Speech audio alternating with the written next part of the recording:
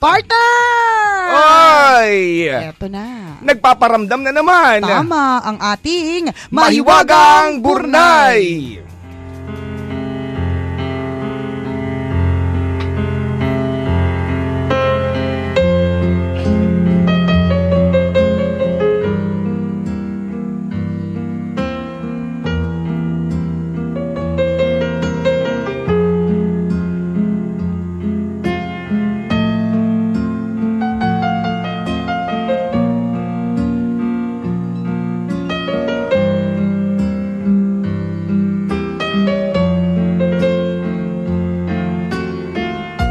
Tagal.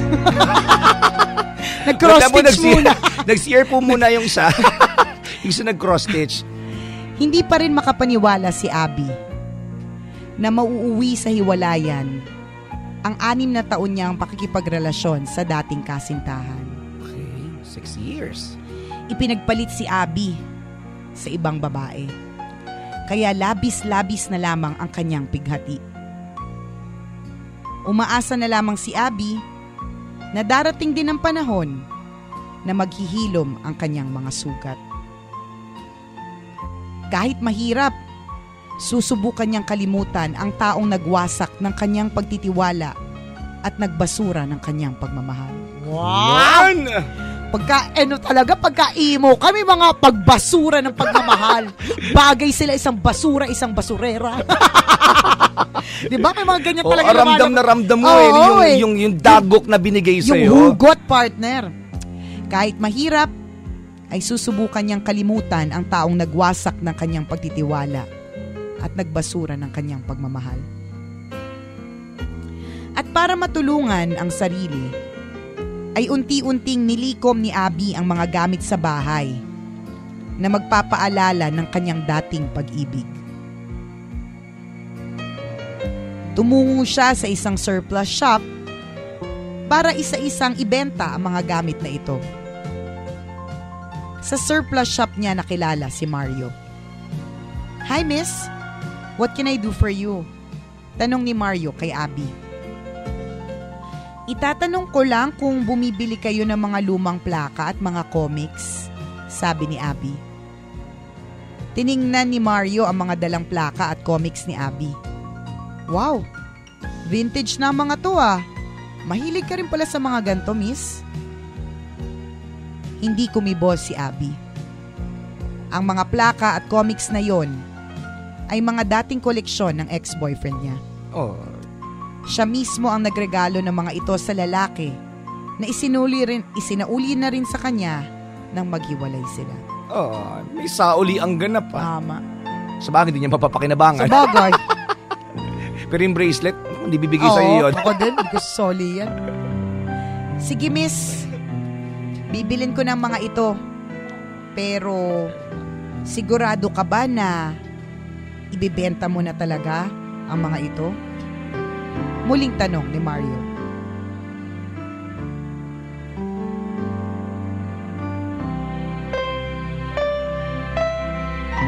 "Oo, sigurado ako. Ibibenta ko ng lahat ng yan. Masyado na masikip ang bahay ko para sa mga gamit na yan," sagot ni Abby. "O sige, may kasamaan pa ba mga koleksyon na ito na gusto mo na ring ibenta?" Tumango si Abby kay Mario at sinabi, "Ang totoo niyan, marami pang iba niyan sa bahay. Siguro dadaling ko na lang din dito sa 1 linggo." Bahagyang napatigil si Mario.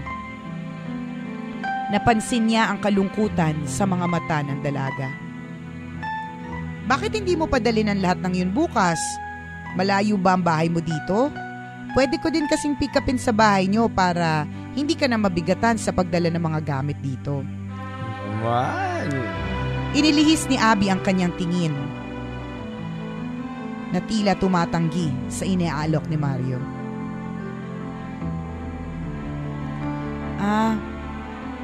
Hindi na kailangan. Malapit lang naman ako dito eh. Ako na ang bahalang magdala ng iba pang gamit na gusto ko nang ibenta." Matapos ang transaksyon ay agad ding umalis si Abby. Makalipas ang 1 linggo, ay muling bumalik si Abby sa shop Dala naman niya ang isang bisikleta at isang bola ng basketball. Di kaya magnanakaw to. Kaya nga eh. Actually yun din na naiisip ko eh. Magnanakaw siya. Makalipas ang isang linggo ay muling bumalik si Abby sa shop. Dala naman niya ang isang bisikleta at isang bola ng basketball. Malakas ang ulan ng mga oras na yon. Agad na pinagbuksan ng pinto ni Mario si Abby na basang-basa sa ulan. Alam mo pag kabagong break ka talaga, ang drama mo eh. Pwede mo namang inihatid yung bisikleta kung kailan walang ulan. Kailangan talaga mabasa ka pa para mas lalo kang kawawa. Ang mga talaga. May ganung drama pa talaga eh, ang mga bagong break talaga dapat binibigyan lagi ng background music. Para mas dama. Sige, tuloy. Miss, halika't pumasok ka agad dito. Sabi ko naman sa'yo na ako na lang ang pipick up ng mga gusto mong ibenta. Tingnan mo, nabasa ka tuloy ng ulan. Bisikleta mo ba to? Hindi mo na rin ba ito ginagamit? Sumagot si Abby. Wala na naman akong kasabay magbisikleta eh. Kaya ibebenta ko na. Teka, ano naman ito? Basketball? Hindi, ping-pong. Jolen. Gusto mo laro tayo eh. Hindi, ang nakikita mo ngayon, oregano. Teka, ano naman ito? Basketball? Pebbles.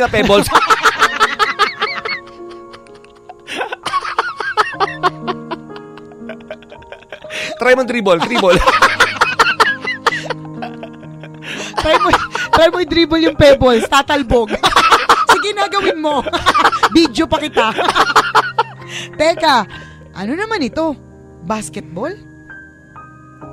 Agad na nagsalita si Abby. Hindi ako naglalaro ng basketball. Confirm, magnanakaw nga. Tila may nabubuo na sa isip ni Mario kung bakit malungkot ang dalaga. Miss, pagkatapos kong kwentahin itong binibenta mo, baka pwede mo akong samahan na magkape. Hintayin mo munang tumila ang ulan. Alok ni Mario kay Abby. Pasensya ka na ha. Kailangan ko na din kasing umuwi agad. Idinian ko lang talaga dito yung bisikleta at bola. Agad ding umuwi si Abby pagkatapos ng kanyang pangalawang transaksyon kay Mario. Pagkalabas ni Abby sa shop, ay siya namang pagdating ng barkada ni Mario na si Edwin. Oh pre, ang cute nun lumabas sa pinto ah. Nakuha mo ba yung number nun? Ano bang pangalan nun? Pabirong sabi ni Edwin. Yes. Loko ka talaga Edwin, kliyente ko yun. At mukhang mahihirapan akong makuha yung number nun. Medyo masungit eh. Hindi ko nga rin alam ang pangalan niya pero may bansag ako sa kanya. Ang tawag ko sa kanya ay Miss Selenius. Miss Selenius. Kasi kung ano-ano binadala eh. Correct. Kung ano-ano kasing binibenta niya dito sa shop. Hula ko pre, broken-hearted yung babaeng yun. At itong bisikleta at bola na binibenta niya, malamang mga gamit ito ng ex-boyfriend niya, sabi ni Mario. Ganun pa naman pala eh, pre. Diligawan mo na. Alam mo, nakita ko yung mga tingin mo sa kanya kanina eh. Halatang halata ako na kursunada mo. Muling biro ni Edwin. Uy, tumigil ka nga. Tulungan mo na lang ako magsara ng shop at magpapaginom ka na daw. Lumipas ang isang taon.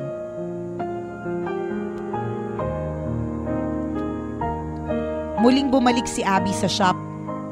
Hakot-hakot ang iba pang mga gamit na ibebenta niya. Marami-rami lang nakaw to. Tama.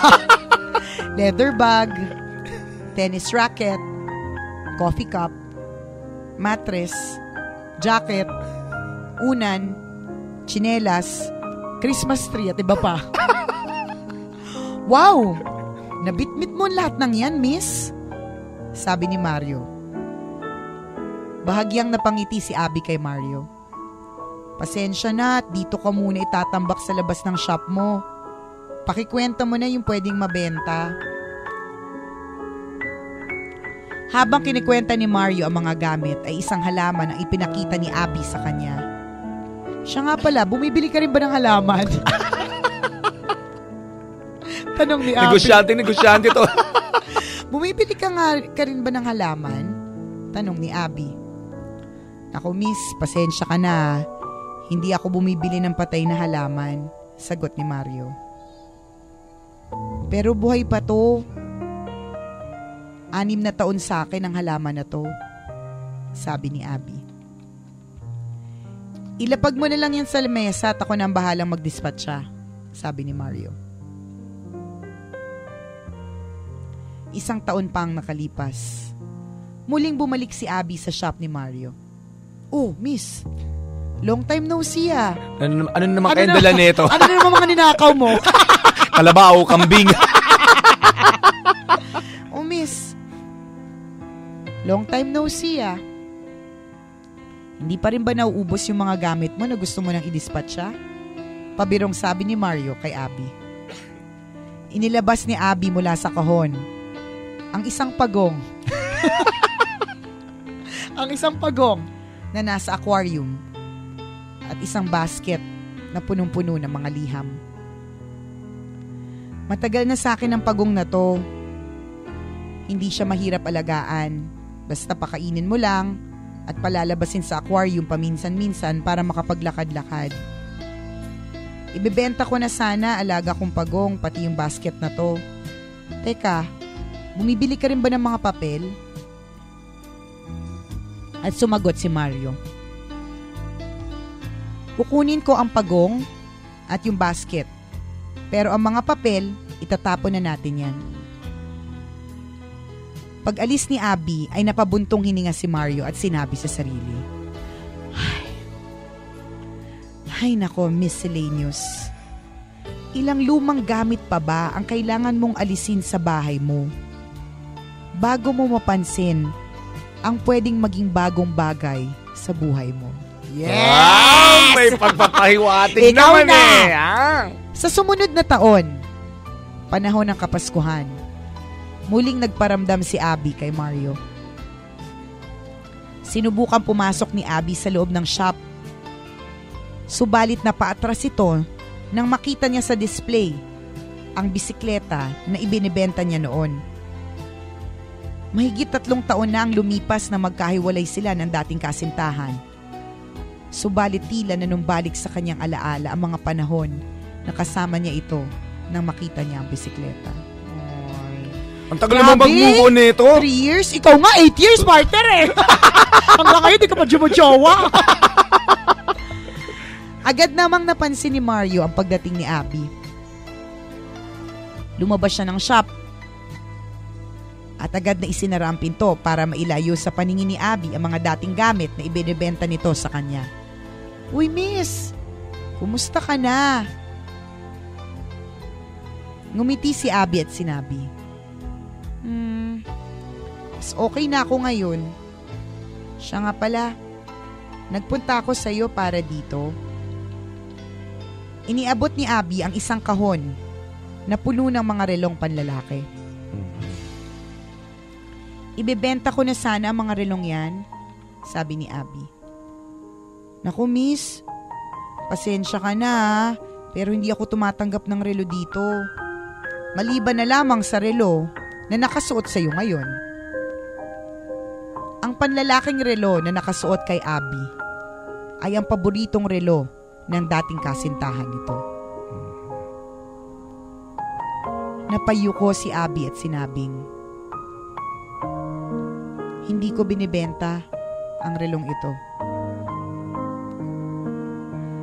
Lumapit si Mario kay Abby at tiningnan sa mata ang dalaga. Miss, bitawan mo na ang mga bagay na nagpapalungkot sa iyo. Bakit hindi mo na palayain ang sarili mo at hayaan namang paligayahin ka ng ibang tao?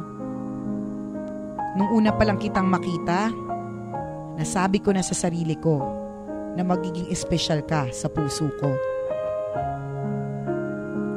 Kung papayag ka, ay gusto ko sana na ako naman ang humawak ng puso mo. Yehey! Huwag kang mag-alala. Maghihintay ako hanggang sa maging handa ka ng tanggalin ang relong yan na nakasuot sa'yo. Oh. You are the love of my life. I knew it right from the start. Matapos marinig ang mga sinabi ni Mario, ay biglang tumulo ang luha ni Abby.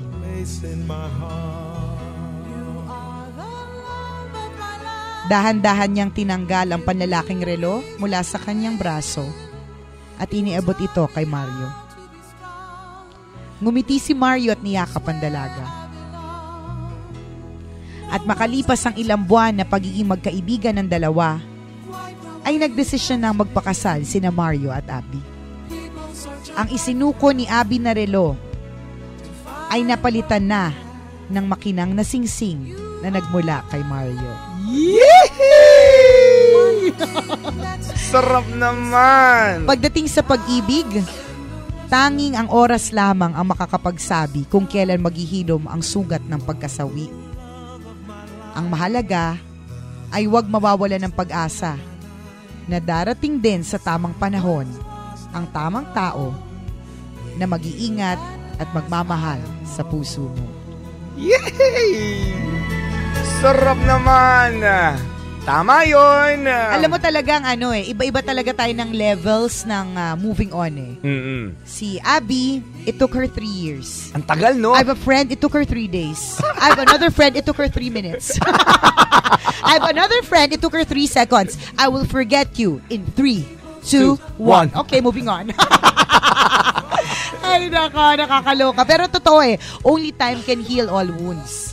Yung 3 years na process ng kanyang moving on, ang hirap nun, mga kaibigan. Correct. Dagok pa rin yun. Yung Isipin araw-araw mo, na iniisip mo pa rin yung taong nang iwan sa'yo. tama.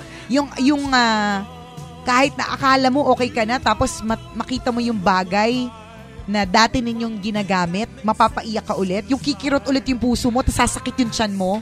Tapos babalik ulit lahat. Napakahirap. Oo, mahirap na sacrifice yun, mga kaibigan, na dagok talaga yun. Pero sino ang makapagsasabi na sa haba ng kanyang pagsasakripisyo sa Correct. pag-move on, Meron pala siya matatagpuan. At actually partner kung hindi dahil dun sa mga gamit ng lumang boyfriend, di siya makakakita ng bagong boyfriend. at doon mo marirealize may dahilan, no? Ang lahat ng bagay.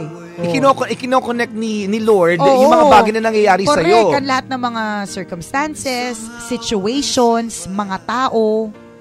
May connect the dots na ganap. You just have to have faith and just have to trust and really, you just have to let go. Kasi alam niyo po mga kabisyo, hindi mo naman mamimit yung bago kung you're still holding on to the old one. Tama. Parang, paano ka magkakaroon ng bagong sapatos kung suot mo pa rin yung luma na ang sakit-sakit na, lakad ka pa ng lakad, butas na butas na, sinatsagaan mo pa. Alam mo nang nagkakanda, sugat-sugat yung paa mo, kakasuot niya sa lumang sapatos hindi mo pa i-let go. Tama. Paano mo i-let go yan? 'Di ba? Kung okay lang sa'yo na nasasaktan ka. Oh. Yung mga bagong break, lalong umiiyak. Sabay may I made it through the rain pa.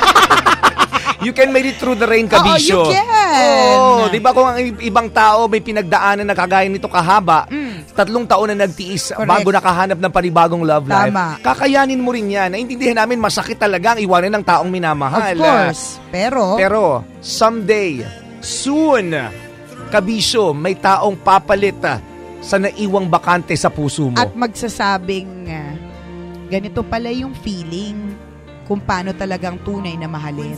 Oh. Go, go, go!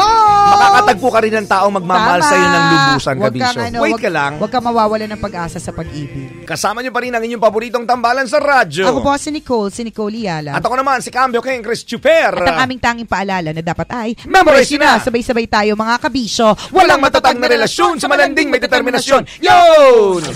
Yun! Yun!